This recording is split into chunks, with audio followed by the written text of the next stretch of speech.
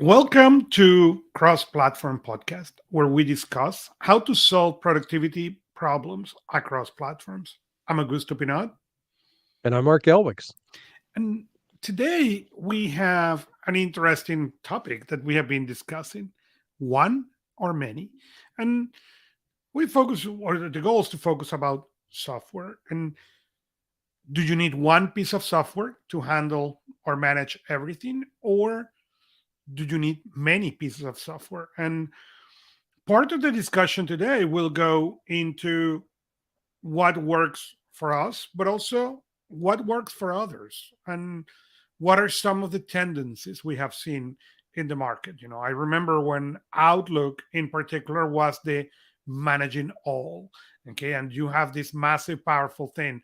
But as the prominence of mobile has come, Outlook has watered down their platform so much that it's now really email and calendar on the mobile side, at least for iOS. So it has lost some of that power. But let's get that later into the discussion. Let's introduce the problem art. Well, you laid it out there on the table pretty well.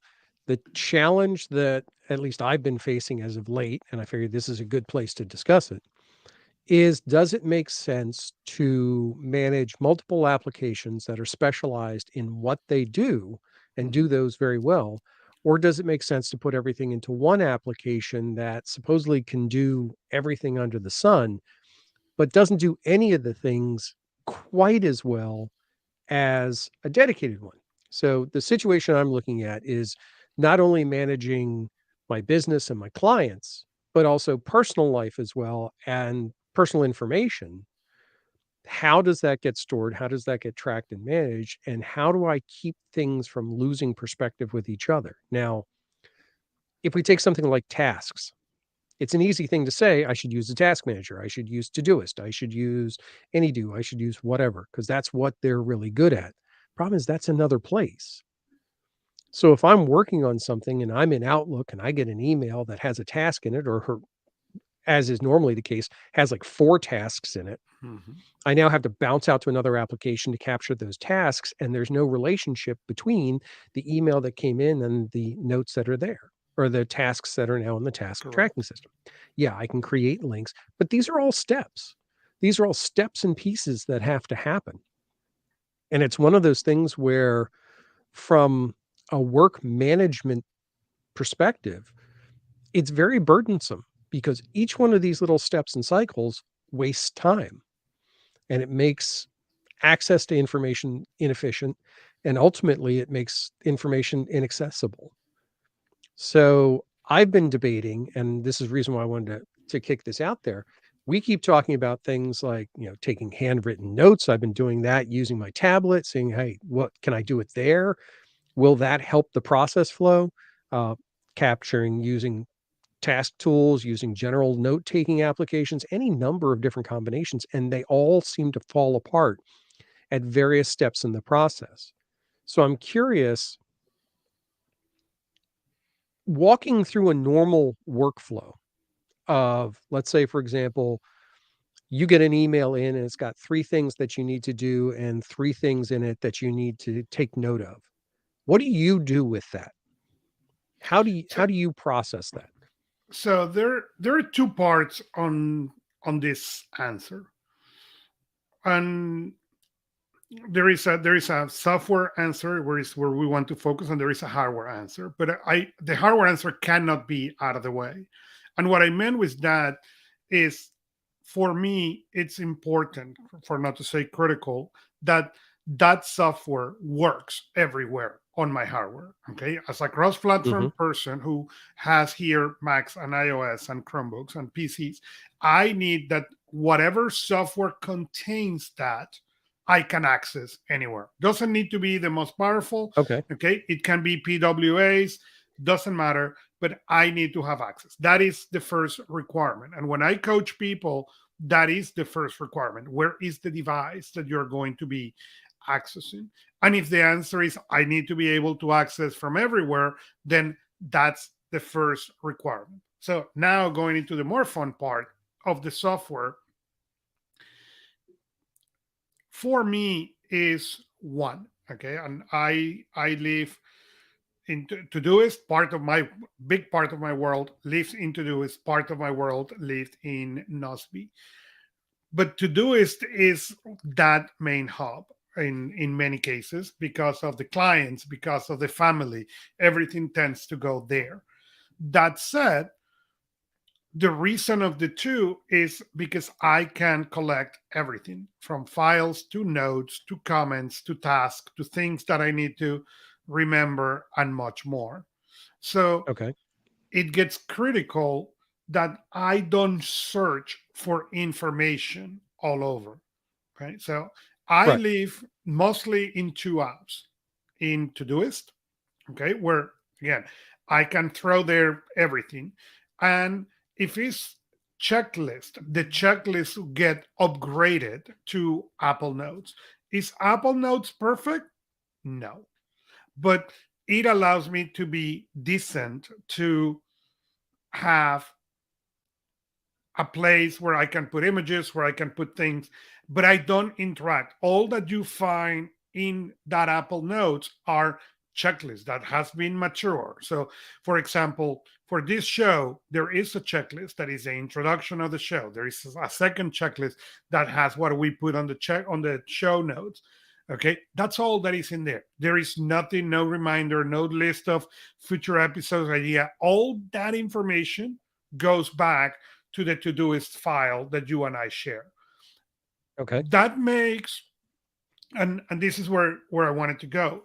When this is where I deviate a little bit for getting things done. Okay, why? Because David Allen was adamant about saying you should not mix actionable with non-actionable. Okay, Mhm. and I partially agree with him on the following sense. If you look at my projects, okay, if they are projects that should contain information, they are separate than the projects that have the action, unless it's reference material to that active project. But as soon as that project is done, if there is information that I need to keep, it will move to a project that contains that data. Why? Because instead of trying to fix and find, do I print this? Did I scan this? This is in here or there. I know that material is there. I can go to the archive project and I can find everything and more than what I need. Okay.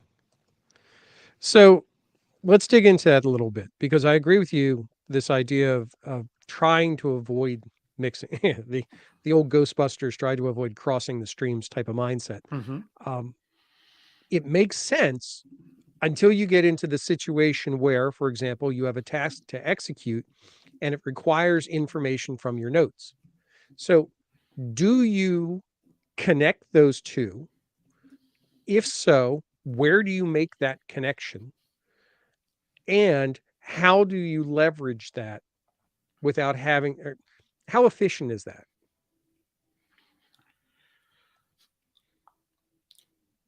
And I do a if you lot want, of I can work. tackle it. Yeah, tackle it because I yes. asked I asked a lot of convoluted questions here. So here's the situation I have. Let's say, for example, I'll get a request in from a client to add somebody to a phone system. Let's say I'm administering their phone system for them and they need a new extension.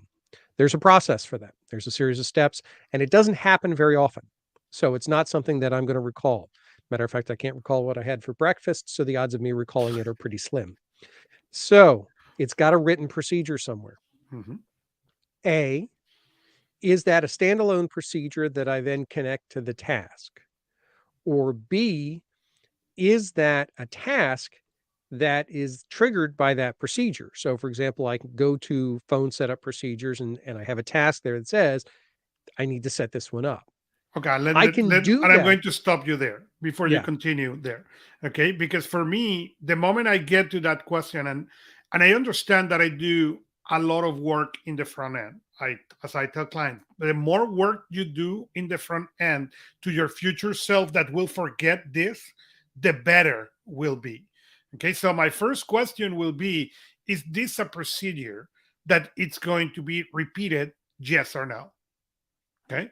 If it's a setting the phone system, may or may not be. Are you buying a new phone system or are you setting an extension for somebody? If it's an extension for somebody, there is a high chance that you will repeat that process. So if Right. it's a process that will be repeated, that gets created into a folder that is called templates or it's called guides or is called reference. So that way I can come back. Okay. And remember, yes, that requires that the first time I do double entry the project I'm creating and entry the reference card. True. But what happened in the future is when that second phone comes, say, hey, you set up the phone for so and so. Can you do it now with this other person? You don't Mhm. need to work that much because you can go into that folder and run. If it's Right. a one-time thing, okay, we are going to buy the phone system. Okay, that Mhm. most likely is going to happen one time and not going to see it again in many, many times. So it doesn't matter. In those cases, then I don't need to create a template. I just create the project. And for me, that's where comes the difference into what goes in there. If I know is something that I'm not going to repeat, I don't Mhm. necessarily need to do a lot of that front end work. But for some of my clients, hey, we need to go, all this information, all these procedures, all these fixes need to be documented in a particular way. So every one of those things are documented in a project called reference for this client. So that way, when somebody come and say, can you set up that phone again?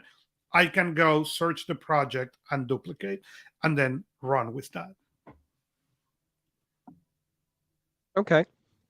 Thinking through this, I'm thinking that, and we've talked about this a little bit in the past, especially in our automation episode, we were talking about templatizing as well as automating. And I think this is one of those good cases where templatizing can come in handy.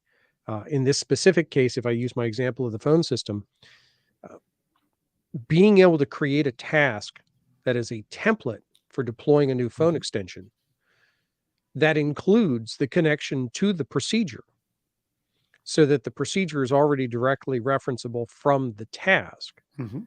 but it's not stored in the task. It's just a connection. That makes sense to me because then what I can do is I can say, oh, I've got a new phone extension request, create a task based on that one. And here's the procedure when I go to execute it. So I don't have to go hunt down the procedure. That I think that's a solid logic. That's a solid workflow. And it means that I have a single system of record for the procedures that are necessary. So that's easy enough. But let's talk about like generic notes. Mhm. You go through the day and you're just capturing notes as you go, as activities are going. Uh, do you create, and this is very tactical, but I think it goes into the broader strategic conversation. When you're taking these notes, do you take them all together or do you create a separate note for each one? So, for example, do you create a separate page in whatever note taking thing you have for each note you're taking or each topic? Or do you put them all together and then deconstruct it later? Mines go by meeting. So every time Okay. I get a new meeting, I create a new, at least a new page. Okay. Okay. Um, and What about stuff that's not tied to meetings? I have a page. Okay, that is Okay. I start every day with a page with the date.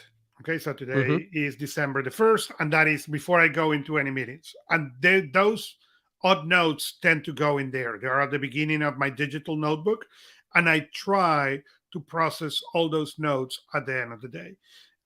In the worst case scenario, at the end of the week, and and then per meeting, I tend to have that. And the reason is I use a software called Good Notes. And Good Notes allow me to create what they call bookmarks. That is Right. something very close to the concept of the bullet journal. Okay, except it's all digital and faster to find, and I can move papers around. So that way, when the client call me and say, "Hey, let's talk again about that phone system," I can put all my notes of the 5 or 6 Mhm. meetings we have had about that all together, and I can continue adding another page at the end of that thing. Um, so that's make it very practical to me, and very fast, because even if somebody says, I think we said talk about this, and hold on, and I can go 2 or 3 pages back, and because there are all the notes about that topic together, is faster for me, or easier for me Mhm. to find. Those notes, the actionables, as I said, tend to be extracted at the end of the day or the end of the week, depending how crazy the week is. Okay. I do my best to the end of the day. And when they get extracted, I just mark it in a different way, so I know they were extracted into my task management system. And Okay. if there is anything on the note to reference, I just take a screenshot and add it to the task.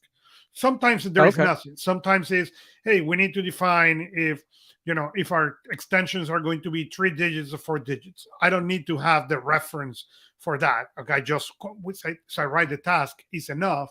But if somebody says, in the example of the phones, hey, should we do Avaja or should we do GE? Okay, and here Mhm. are the two manuals. Okay, I will add those two PDFs to the thing, so that way when I look at that task, all the reference material is there, and I don't need to start thinking that thing was on an email, or that thing was on the drive, or that thing was where.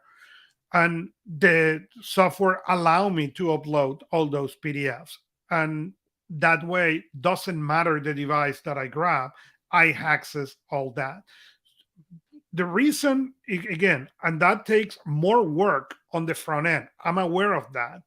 The thing is, on the back end, then you can run, because what I have learned with me as well as clients is, if I get at 7 p.m., okay, let's say I get at 7 p.m., get home, have dinner, sit again because I know I'm more work to do, open that task and say, compare, the two phone systems. At Mhm. that time, okay, my brain is too tired for start thinking, oh, that came on an email from Art. Yes, he sent me both PDF. That's my brain cannot do that calculation. Okay? My brain can do extremely mechanical things. Open task, click PDF, read PDF, annotate, close. That's as much as I can do. So, and that's again my experience with most people. That's the reason the work on the front end is so critical. You and I, some people have get offended over the years when I said this, but I explain it this way. You are doing this front end work for the dumb version of you. Okay. And when you do that, what happens is your dumb version, it's very Mhm. effective because you did all the work. So all that he needs to do is, oh, here are the two PDF. Click, share, and make the decision. Okay. Yeah, you brought up an interesting point just there, capturing the origin of a request that comes in. Um, that's actually something that I think that I don't do, but I need to, because it closes the communications cycle.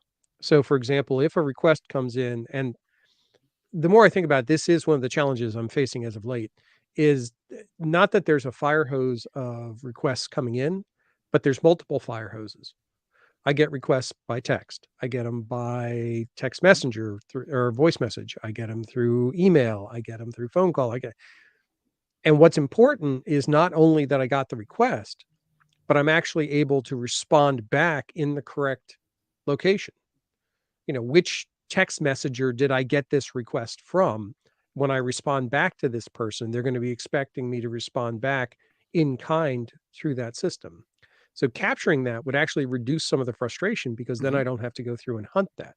So that's an important piece of the equation, is identifying the origin and the response time necessary to do the follow-up, So there plus are a any of couple it. of things to what you're saying that I do. Let's say Mhm. you send me, um, in my case, because of the clients, etc., I get, as you said, text messages, I get WhatsApp, I get telegrams, I get Mhm. Microsoft Teams, I get Google chats. Okay. And what I do is they get sent directly into the task management. Okay. And what is the platform? So that way I know. Okay. Yes, there are some people who is easy, but for example, with you, I can communicate email, I can communicate Telegram, I can communicate text messages. Okay. Probably the Mm. last one, the least. But if in some clients, is okay, did that came into Outlook? Did that came?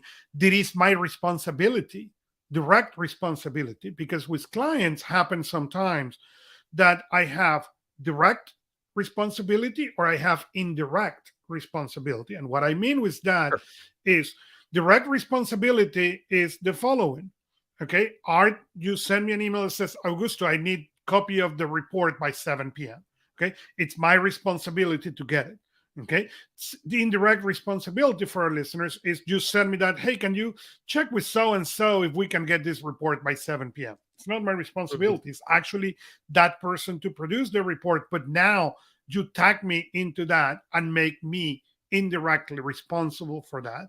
And I make that distinction. This came via email, it's indirect or indirect, and then what it is. Why? Because again, if I'm getting at 8 p.m. and I'm checking, making sure that nothing will explode before I wake up the next day, okay, and Mhm. I see that, now I I don't need to think. I did the work in the front end. Oh, that email that came from Art that really was about some and so forth doing this. So when I do it that way, I don't need to think where the input is. I Right. can go back now to Outlook, do the follow up, and create the next task or just put another reminder. But that work need to happen for me in the front end. It seems take longer to put on the system, but what Mhm. happens is I can be technically as productive with my brilliant self and my dumb self. Okay. And Mhm. regardless where I am on that spectrum, I can move at a similar speed. Yeah, I think, as we're discussing this, the talking about the two selves, um, for me, it's present and future self. And when I think about future self, the odds are really good he's not going to recall where something was or what exactly was going on with that because a bunch of things have happened between now and then. So I have to empower future Art with the right information to make it actionable, to make it as low stress as possible, so Mhm. that when this comes around, I can just go ahead and do it.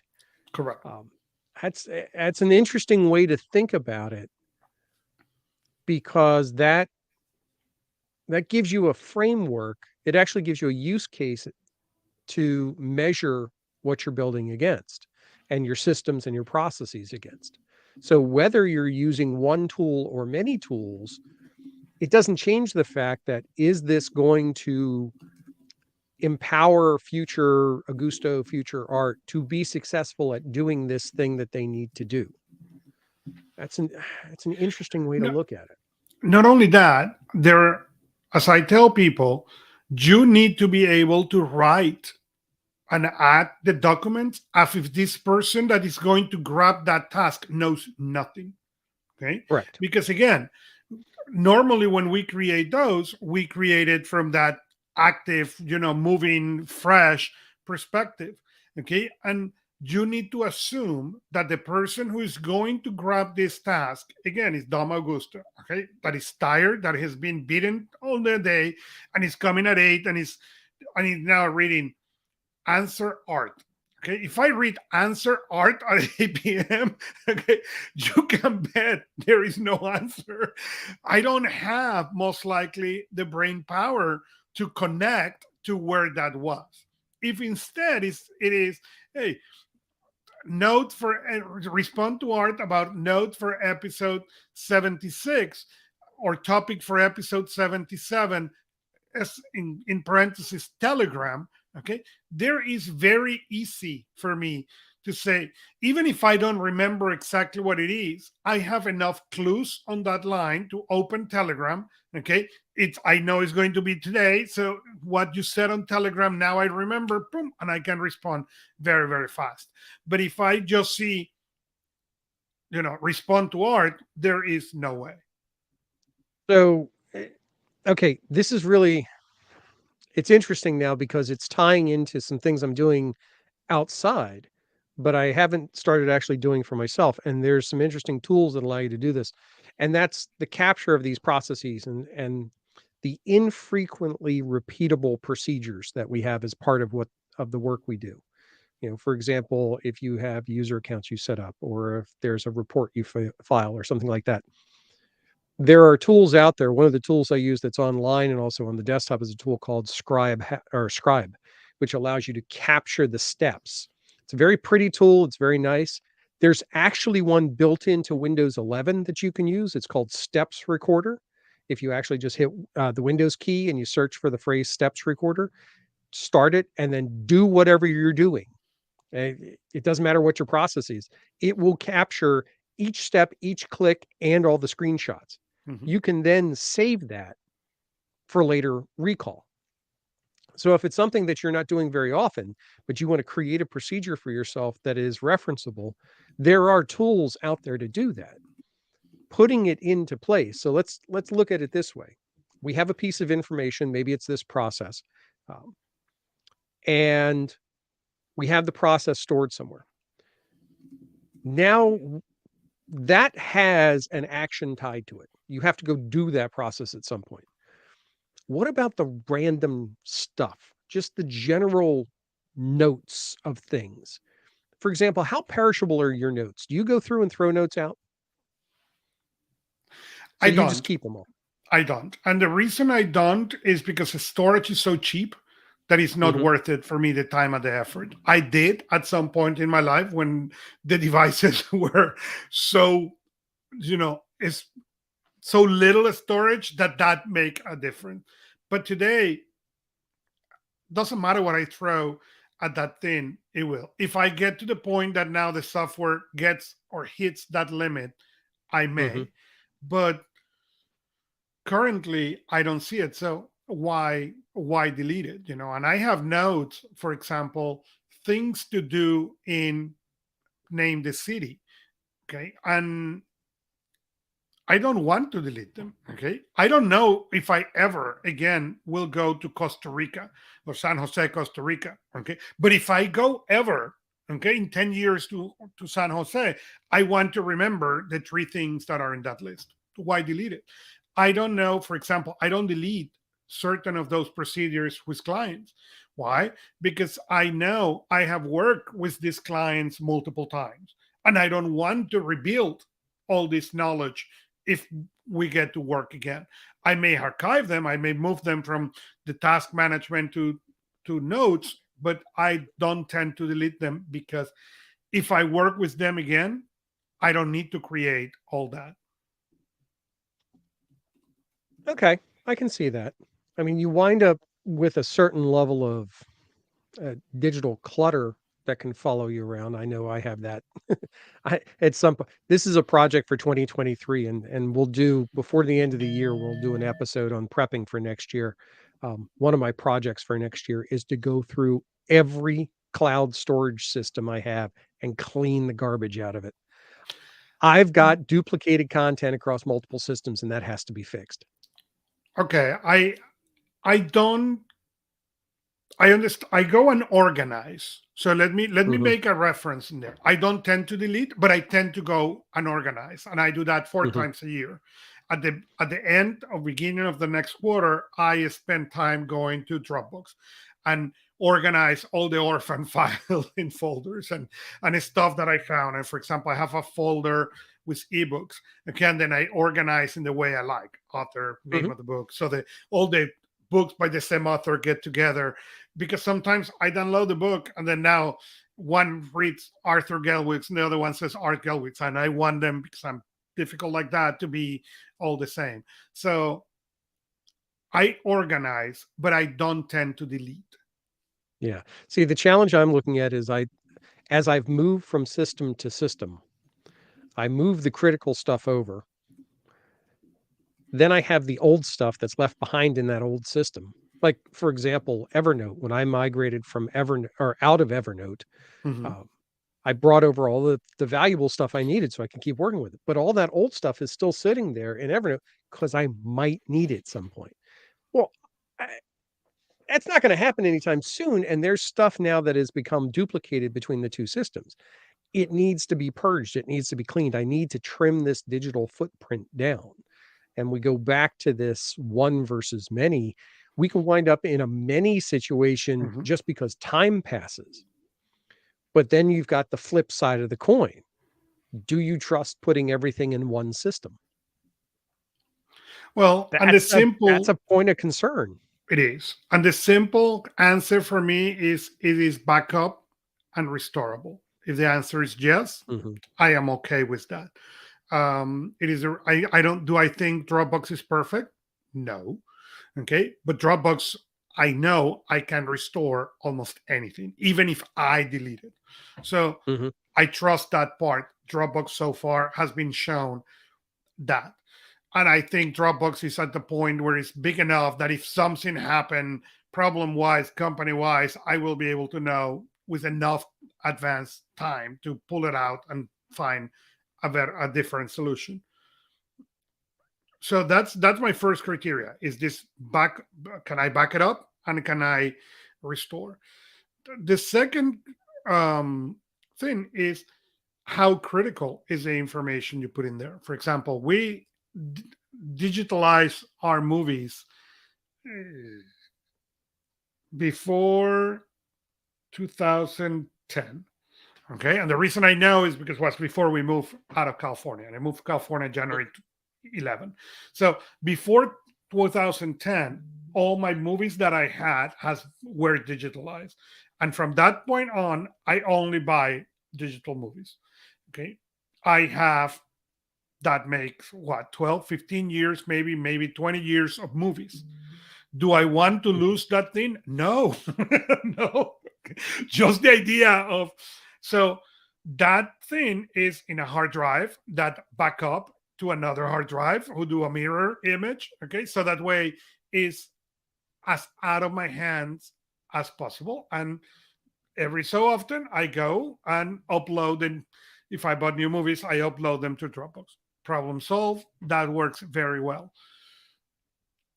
And unlike that, for example, I live on iCloud. All my devices are iCloud, but I don't trust iCloud. Okay, why? Because my experience is if you lose a file, you are in trouble.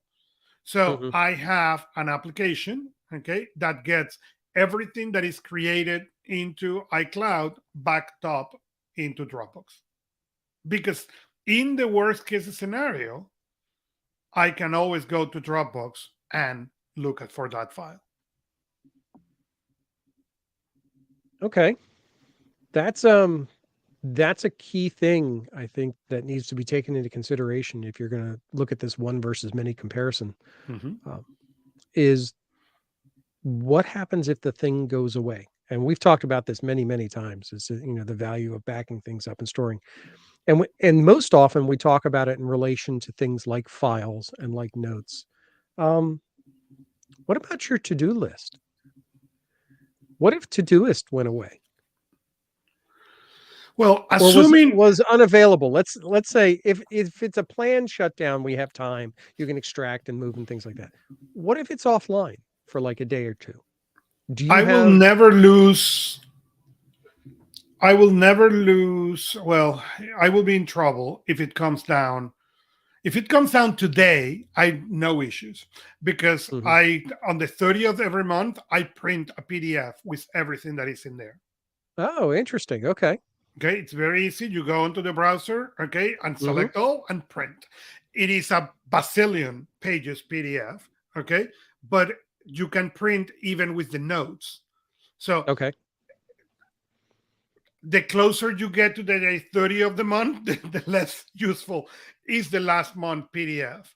But Mhm.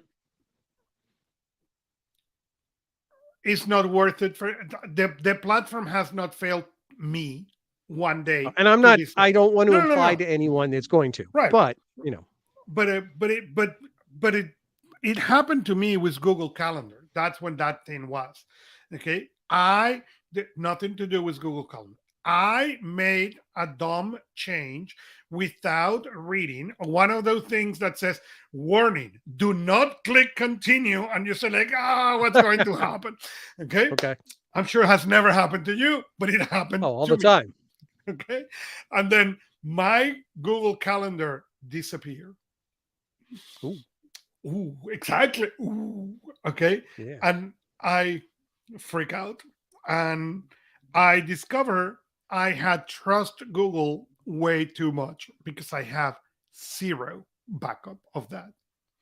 So Google helped me, their support team bring everything back. I didn't lose anything. Okay. But and again, it wasn't on them. It was on me, the user, who did something dumb. But when that happened, I said, okay, what if this will have been not how it worked this great that Google fixed it, but they could not, or they could have been a Mhm. real issue. What will have happened? So I came into the thing and said, okay, let me create a backup of that calendar once a month. Yes, I understand. Again, as the closer we get to the end of the month, the less useful is that calendar. Okay. But it's not, the systems haven't failed me to say I need to do it every week. But as I said, clients, the more critical you think the information is there, the more often that thing should happen. And I Sure. have clients who back do that exercise of print to PDF daily. They have their assistants print to PDF daily, their calendars and their notes. I can see that. I mean, there's certainly when you look at things like Microsoft 365 and set up external backup systems for redundancy, there's a lot of validity to doing that, and there's an Mhm. importance. It's more the functionality that I'm concerned about. How does that foul up your workflow during that time period? I mean, you have to assume that during that time period where your established trusted system is no longer available, at least even in the short term, there will be a negative impact on your productivity. And that's okay because it's just a thing. It happens and you fix it and you move on with it. Um, so just kind of bringing this all back to the start of the conversation, if somebody was looking at your systems, if you were showing them to, you know, you're working with them in a coaching situation, you're working through their systems, uh, what would you say is probably the easiest place to start in deciding whether or not you can use one, maybe two tools, or if you really start to, you're going to need to make that jump to add another tool into your system? What triggers the hunt for adding another tool? Well, let me start with the word of warning. Okay. Okay. And the word of warning is, are you looking for the new tool because you don't want to check the old tool? Okay. Oh, And that's an I have interesting. seen clients going into, well, I need a new, I'm on OneNote, but now I need to move to Evernote. Why? Well, because I cannot find anything on OneNote. Okay, hold on. It is the tool, or it is that you are thinking, if I move to the new tool, I will be organized because I will migrate everything organized in an organized way. And if that is Mhm. the thing, don't don't go into investing time learning a new tool. Go back and spend the time organizing. Buy a bottle of wine and do it. Okay. Mhm. And get over it. So that's the first thing. The second is, when you think the software don't do it. Okay, and I will give you an example. I was an OmniFocus user for years. Okay, until my work required more collaboration than what OmniFocus allowed me to do. Okay, Mhm. OmniFocus is a closed system. It's a silo. It's incredible. Okay, and I still recommend it. If you work in a silo, that's your tool. But if you need to collaborate, OmniFocus, at least up to version 3, that is what I was, did not allow any collaboration. So it was, because of the nature of my work, turned into something very unpractical. Okay. So at that moment, I said, okay, I need to move. Okay. So the feature I was looking was collaboration. The first thing to do is, what are the critical things that work currently? Because one of the mistakes we make is we start saying, okay, I'm going to move from OmniFocus to Todoist. And then you start looking all the things. Oh, well, doesn't do collaboration. Oh, well, doesn't do this, doesn't do this. And look, this platform do. That's all great and fancy, but stop. Tell me what works here, and make sure that you can replicate, or you are willing not to live with that. And I will give you an example. OmniFocus do one thing that they call focus. That is incredible. You can select a project and say focus in these projects and hide everything else. It is great. Todoist do not have that feature. Okay. Mm-hmm. So that means when I went to take the decision, I needed to spend time thinking, how is this feature critical for me, yes or no? Okay. And my Mm-hmm. initial answer was no. Okay. Because I can do filters and stuff to make it work. Okay. Second, is there any way to replicate it? Okay. And in the answer of to do is, the answer was yes. Okay. I could create another email address, okay, for certain big areas of focus, and then open a to do is with that email address, and then it will remove everything else on the noise. Requires certain patience to do certain tricks so you can really move back and forward, but it is possible. But the key part is, what are what I call the invisibles? Is those things that work incredibly well that you cannot lose or don't Mm-hmm. want to lose. Because one of the mistakes I see over and over is, I move from A to B because of a feature. And then when I move and I spend all this time moving all this thing, I discover, oh, but this thing doesn't do this. And I Mm-hmm. really like that feature. And in many cases, it is a critical feature. Okay. And it is now equivalent to say, okay, I'm going to run a marathon. Oh, great, Art. You're going to run a marathon. Yes, I'm going to do it. Okay. And what shoes are you going to use? Well, I'm going to use my bicycle shoes. Well, okay. The only thing you are going to get is a blister out of that thing. Yeah. Okay. And but why that happened is because, well, you were great on the bicycle and you thought you could run, but didn't really thought, what are the tools that are going to be critical for that other task. No, I completely see where you're coming from on that. Um, we haven't really dug into, and this is probably for another episode, the whole buy versus build strategy when it comes to this kind of thing. And the build part is usually where you get into the one tool for all things. Mhm. You look at tools like a SharePoint, a Notion, a Coda, um, those types of applications, Rome, where you can build out pretty much whatever you want in there. Where you get into the dilemma is, how much time is it worth spending building something bespoke and custom versus going out and finding something that does 85 to 90% of the work that you need to do? And can you live without that 15 to 10% at the top end? Um, I have a dilemma between the two, because it's easy. A quick fix is a quick fix. If it solves the problem, do it, move on. Um, but if it's part of a larger system, then you need to define and dedicate that time. And you can spend a lot of time creating a bespoke system. That bespoke system may save you a lot of time ultimately, Mhm. uh, but it requires a lot of planning and forethought and discussion. That's one of the things I Well, primarily do with my clients, is work with them on setting up these types of systems. Most of the time they're ad hocs. I wind up getting called in on systems that, somebody threw together in Excel, or maybe stood up a SharePoint site, and it's like, oh, okay, that kind of almost sort of does something, but that's not going to get you anywhere near where you need to be or where you want to be.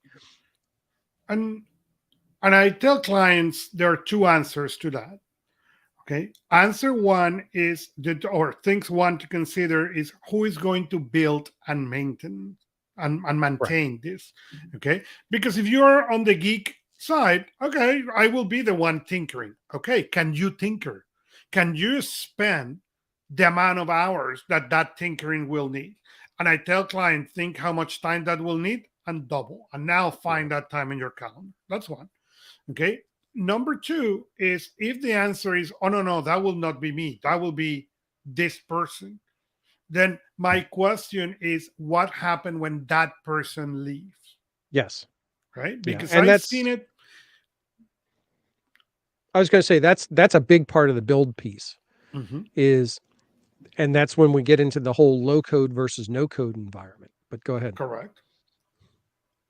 Correct. And not only that, it is, even if it's a no code environment, if that person leave, can you understand how to maintain it? Because I had a client that they have a beautiful coda. Okay, coda, it's a Hmm. you don't need code. Okay, you can organize folders, make tables, make many things. Okay, but the problem was the person who was the creator, the engine of that left the organization. Okay, and everybody else was a user. Yes, they were more advanced users than others, but they all were users. And suddenly they discovered that everything on that company was there, and nobody knew how to continue the growth of that Right. platform. And now it came the problem that you have a bunch of users that are lost and they don't know how to get the information. And that happened with Skoda. I have seen that with Skoda. I have seen that with SharePoint and Hmm. everything other platform. It's not the platform, it's not the size of the platform, it's who is going to build this. And if this person leave, can you find a replacement? Because if you cannot, then run the opposite direction. And Yeah. I have seen this again in out of the box solutions, Skoda, as SharePoint, as well as custom built solutions, where now the developer is out of business. Okay. And now Mhm. you are with a bunch of proprietary data that nobody can extract. Yeah. That's a really common problem, especially in mid to large size businesses, where someone will come through and build a system with a passing familiarity of the platform that they're building it on.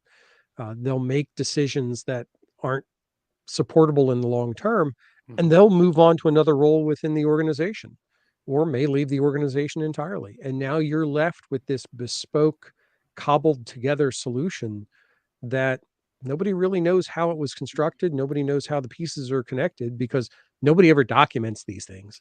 Uh, Correct. that's just kind of the rule of life. But then you have it's a mission critical system, and this is probably the most common phrase I give to anyone is if you're going to see an impact on your business or your productivity without this thing, it is now mission critical, and you need to treat it as such.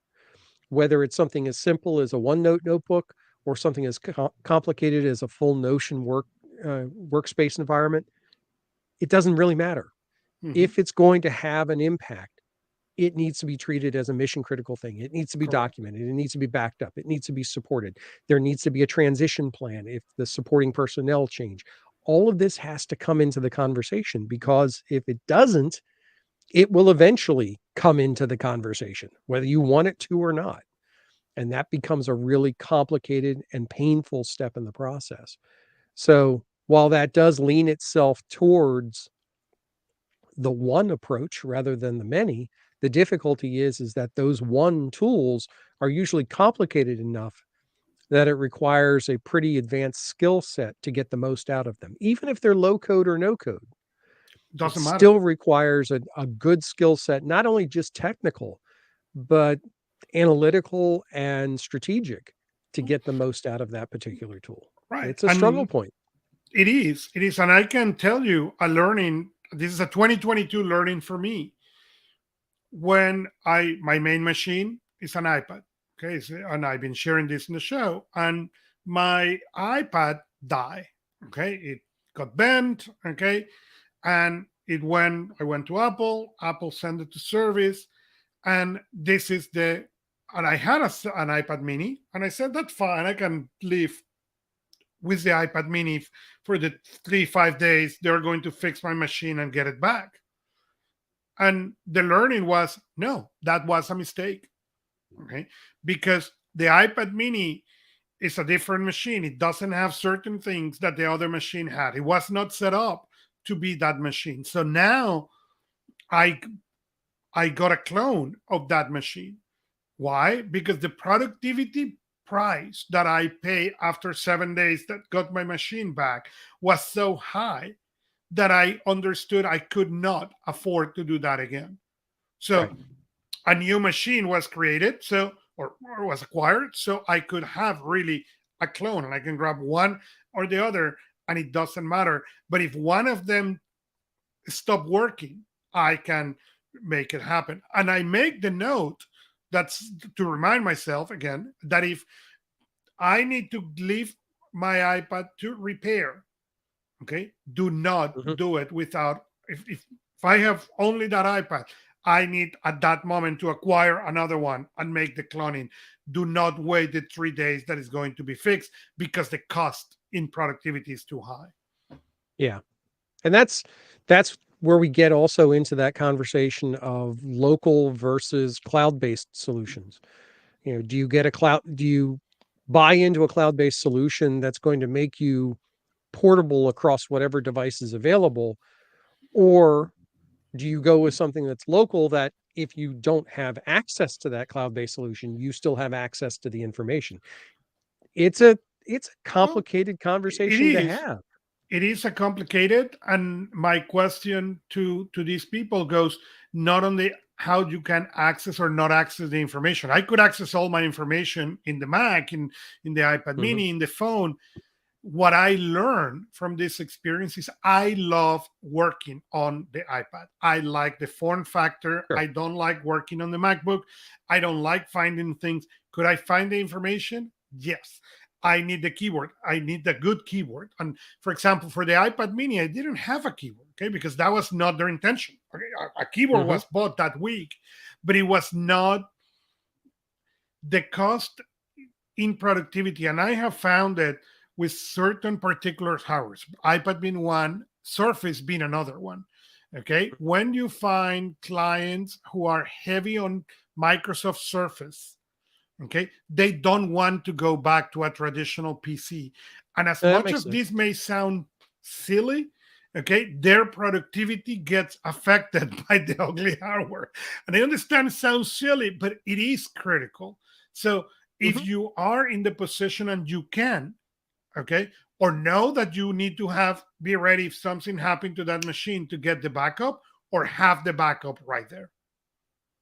Yeah, I agree with you completely. I mean, when you think about this type of a solution, and we've talked about this a little bit in the past when we talk about hardware and what your hardware decisions are and things like that. But once you get settled into something, changing that will have a negative impact. Mhm. And you have to be prepared for that to possibly change. And how is this going to function? And the offline tool. It's thinking about the working offline. This is where I often find clients who have built their solutions using Excel, Word, sometimes PowerPoint, so they can store them as files on their local machine and then share them to a network drive.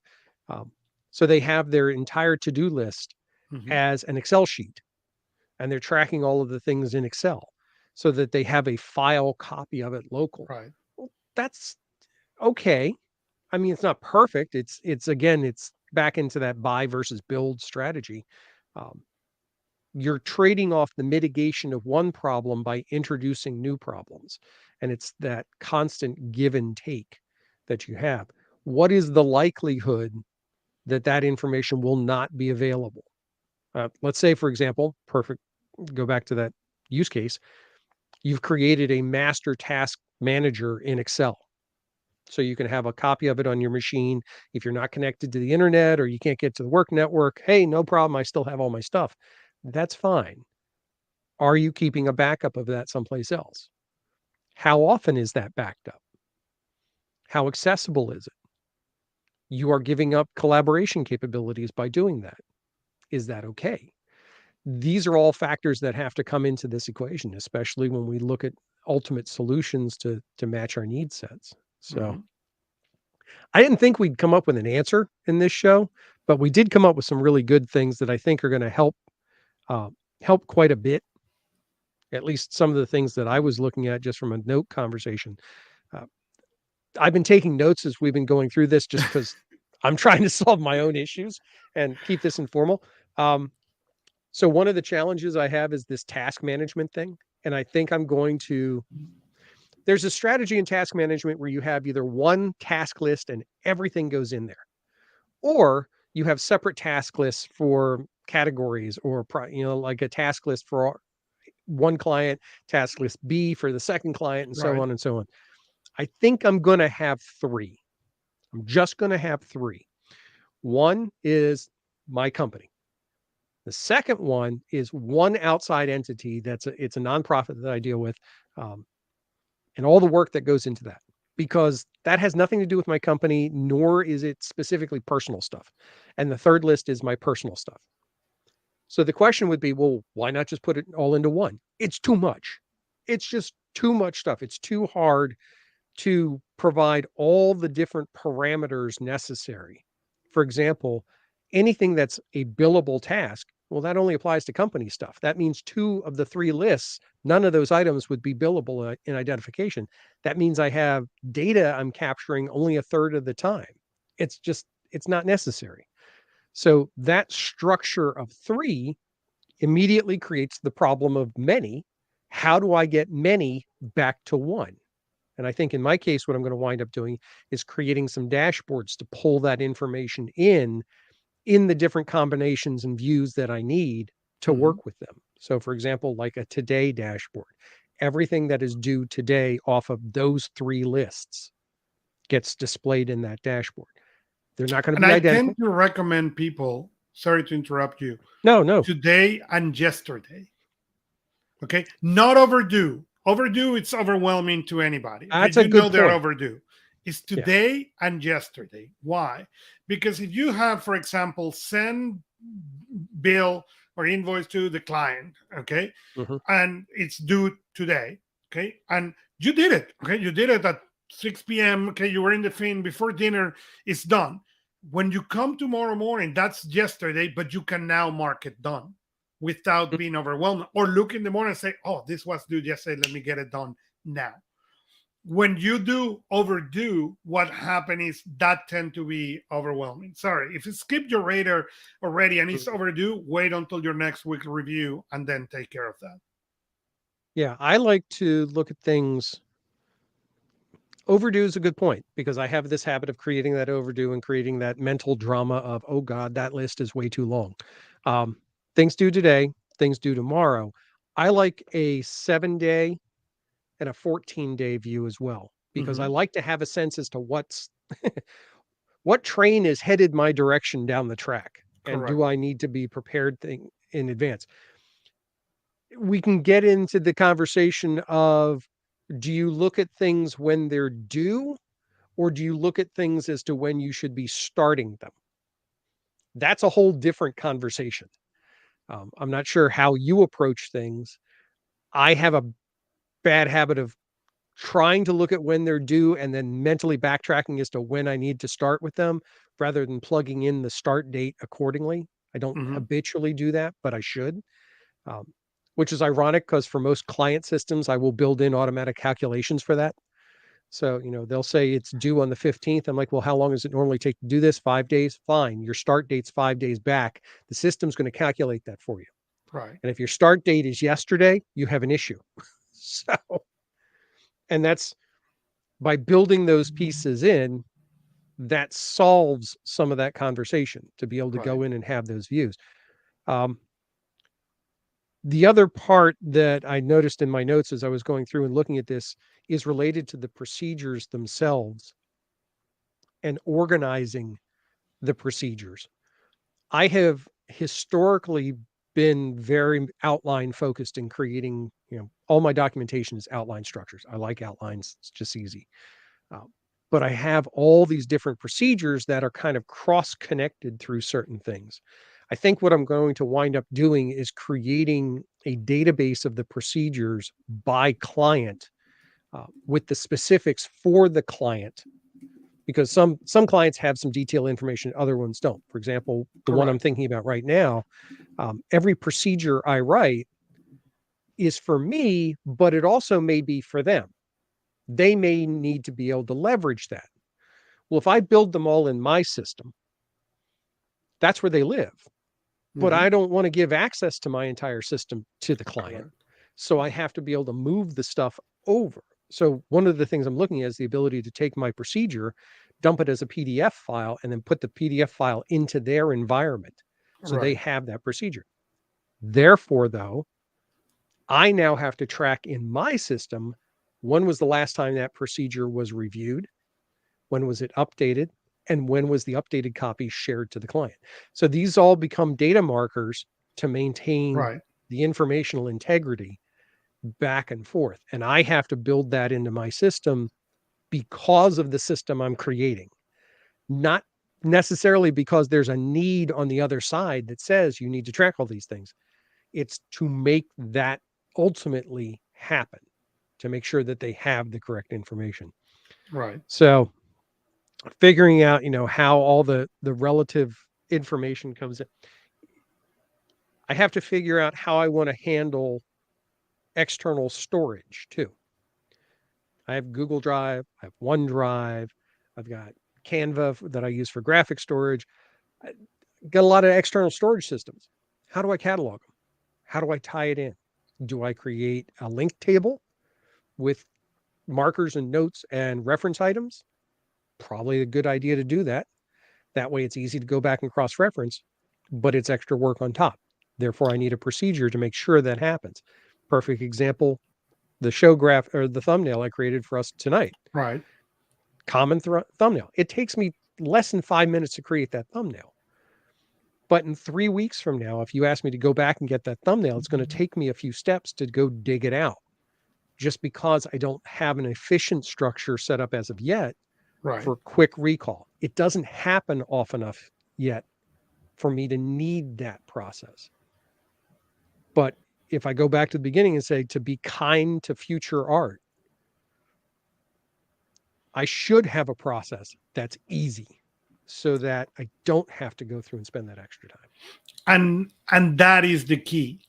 The key is we tend to think, oh well, it's going to be fast. No, no, no. Document it, because not only that, there are two things that happen with that. Being trying to be kind with that future art is one, you have the chance to improve the process. Because when you have that checklist and say, why did I'm saving this print to PDF and then copy? Why I don't save directly on the destination folder? Oh, because my external files are all a mess. Okay, then let me take the time to organize those so that way I don't need to do that. And it is what allows you to make small changes that tend to create a large impact. Yeah.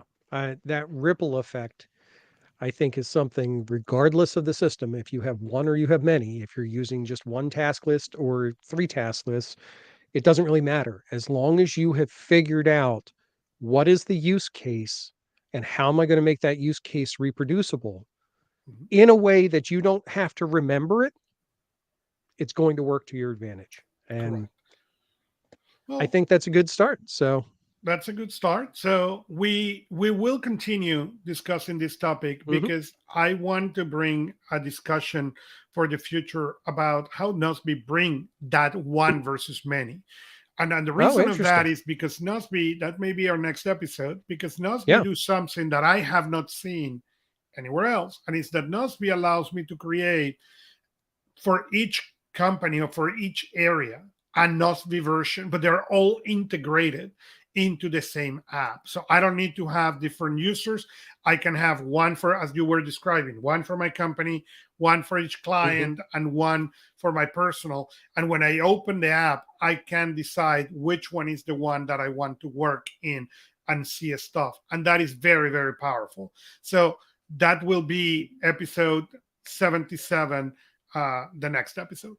Yeah, But we should do a comparison of that and Notion, because perfect. Notion has a very similar mechanism, and it'll be interesting to see the strengths and the weaknesses of both. And maybe there's some creative answers to some of those weaknesses between the two of them.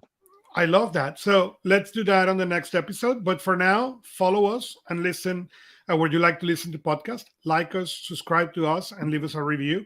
You can also interact with us in PersonalProductivity.club. In PersonalProductivity.club, now that you mentioned Notion and Nosby, there is a group not only for the podcast, but also for Notion, also for Nosby. So go there, play, and interact with us.